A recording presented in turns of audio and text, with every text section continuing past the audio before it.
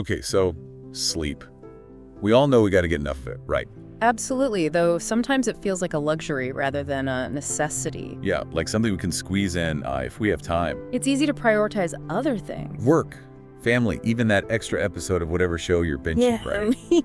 That's exactly what makes this deep dive so interesting. We're going deep into the importance of good sleep. This guide that's just like packed with insights.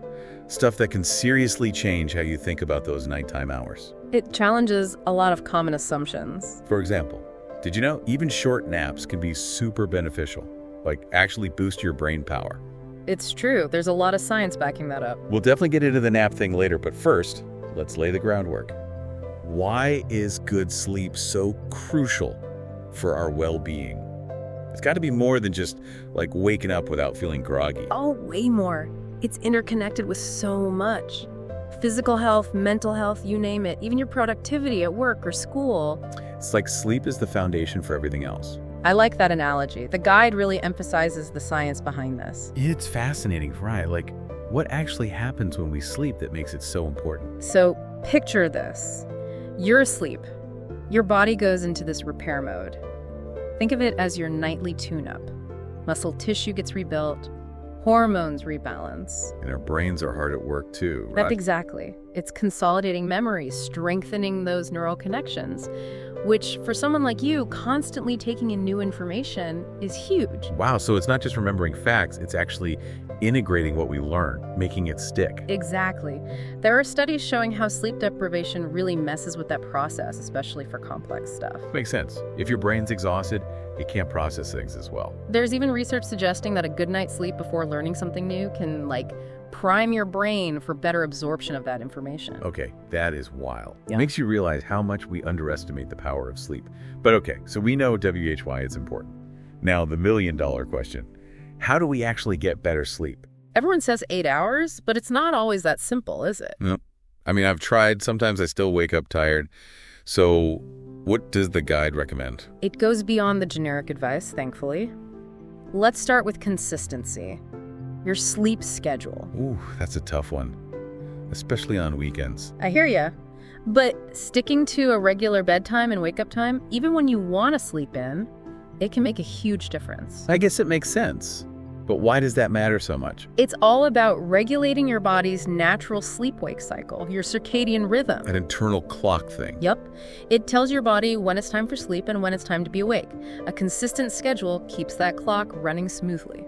So even if I don't feel tired at, say, 10:30, going to bed then anyway helps keep that internal clock in sync. Exactly. Another thing we all struggle with, screen time. Yeah.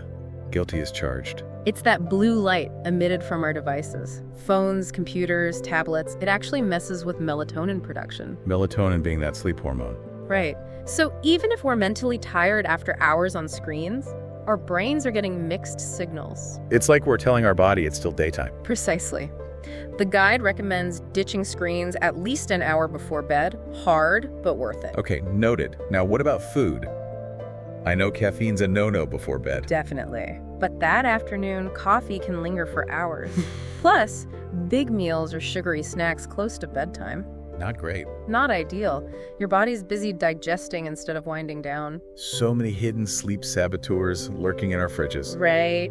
Now, the guide also talks about potential sleep problems, things that go beyond just like tossing and turning for a bit. That's crucial because knowing the signs can be so important. Right. This isn't self-diagnosis, but knowing when to maybe talk to a doctor. Exactly. So let's say you're constantly struggling to fall asleep, even when you're exhausted. That could be insomnia. And there are different types, some short-term, some chronic. Causes vary too. So it's more complex than just can't sleep. Right.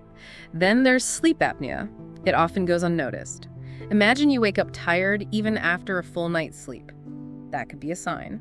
Basically, your breathing repeatedly stops and starts throughout the night. Oh, wow. I didn't realize that was a thing. It can be caused by various factors. Sometimes there's even a genetic component. And then there are sleep cycle disorders, which disrupt your circadian rhythm. It's amazing how many different things impact sleep. Really highlights why, if you're having chronic issues, talking to a doctor is a good move. Absolutely. But hey, let's shift to something a bit more fun. Naps. Yes, I was waiting for this part. They often get a bad rep, but the guide actually highlights how beneficial they can be. When done right, of course. Well, a good nap can feel like hitting the reset button. That's a great way to put it. The key is keeping them short, 15-30 minutes, ideally, and avoid napping too late in the day. Makes sense. So it's like a mini vacation for your brain, but one that doesn't mess with your sleep schedule. Exactly. And that nap can actually boost alertness and cognitive function. It's not just about feeling less tired. Love that. All right, before we wrap up, let's recap all those amazing benefits we've touched on today. Good sleep. It improves your mood, reduces stress, enhances focus and creativity, strengthens your immune system. It's a pretty impressive list. It really is. Yeah. An investment in your well-being, like you said earlier. It's so easy to put sleep last on the to-do list. Absolutely. We've all been there. But hopefully this deep dive has, shed some light on just how crucial it is. So, as you go about your day, what's one small change you could make to prioritize your sleep? Maybe setting a consistent bedtime, putting away your phone an hour before sleep, creating a relaxing bedtime routine. Yeah. What resonated with you most from our conversation today? And how can you actually put that into practice?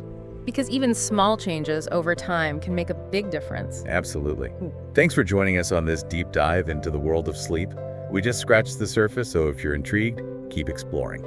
Sweet dreams. Sweet dreams.